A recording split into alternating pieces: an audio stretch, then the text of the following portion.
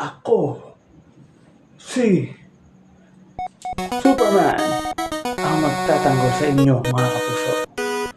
Kapag kailangan nyo ng tulong, kapag kayo'y naapi na masasamang loob, huwag kayong mag-atubiling tumawag sa akin. Tandaan ninyo, ako si Clark Kent. Can't afford lumipad, kaya ako'y magko-commute lang.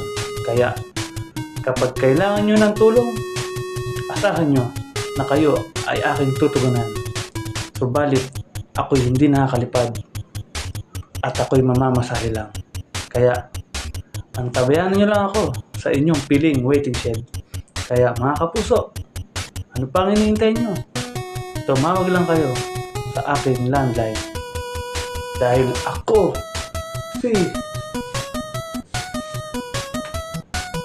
Superman, ang inyong tagapagtanggol. Paano mga puso? Mauna na ako at ako'y magko-commute pa.